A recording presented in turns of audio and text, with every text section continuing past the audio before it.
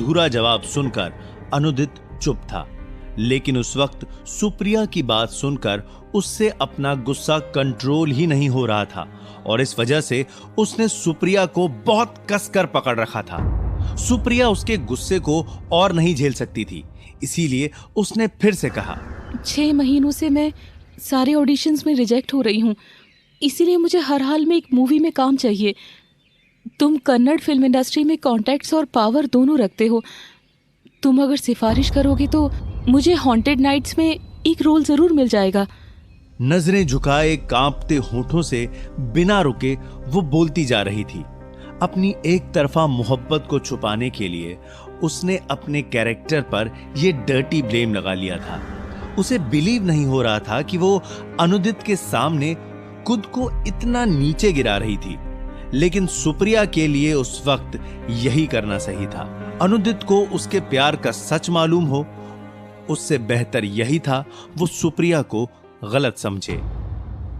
अपनी सीक्रेट शादी के टाइम हुई डील को अनुदित ने हमेशा सही तरीके से फॉलो किया था और कल रात जब सुप्रिया ने अपनी लाइन क्रॉस कर दी थी तो अनुदित उसकी इस गलती पर गुस्सा था, लेकिन उसे सुप्रिया से ये उम्मीद नहीं थी कि वो एक रोल के लिए अपनी डील के रूल्स ही तोड़ देगी। इस वक्त सुप्रिया की सब बातें उसे अंदर ही अंदर कहीं गहराई तक चोटिल करती जा रही थी, लेकिन वो चुप था और जलती निगाहों से सुप्रिया को देख रहा था, मानो उसे उतनी ही तकलीफ देना चाहता हो जितनी वो महसूस कर रहा था। अपने अंदर उबल रहे गुस्से को काबू करने की कोशिश में उसकी उंगलियां तक कांप रही थीं। कुछ देर की खामोशी के बाद सुप्रिया को समझ आया कि उसने अभी क्या बोला है और उसकी कही बात से अनुदित जैसे किसी सदमे में चला गया है, मानो उसे सुप्रिया की बात पर भरोसा ही ना हो। अब सुप्रिया को अपने बनाए बहाने को सच साबित करना था ताकि अनुदित उसकी बात पर भरोसा कर सके। कल रात मैंने जो कुछ भी किया वो उस रोल को पाने की कीमत थी। दुनिया में हर चीज़ की एक कीमत होती है। मैंने भी एक कीमत चुकाई है ताकि मैं भी इस मूवी में एक छोटा सा रोल ले सकूं। अपनी चादर के ऊपर सुप्रिया ने बेशर्मी की एक और चादर ओढ़ ली थी।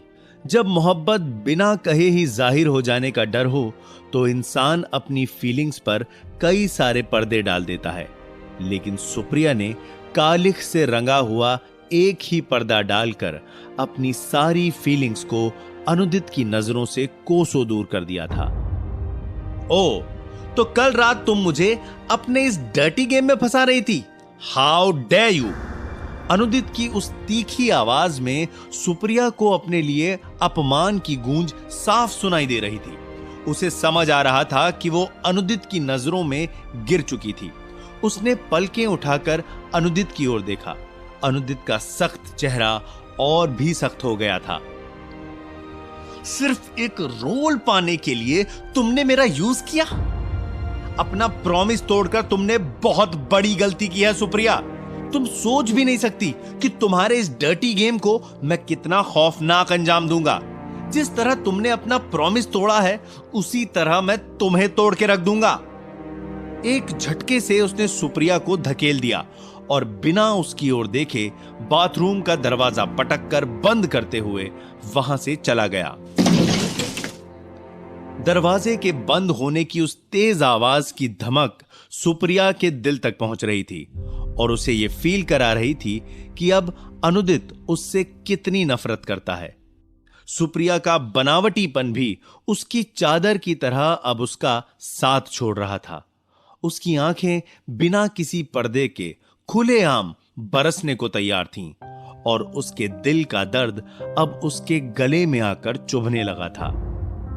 अपने आप को समेटने से पहले सुप्रिया ने बाथरूम का दरवाजा अंदर से लॉक किया।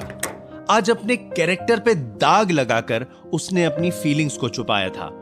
दरवाजा अंदर से लॉक करके वो अपने घुटनों के बीच अपने चेहरे को छुपाकर बाथरूम के एक कोने में ही सिमट गई।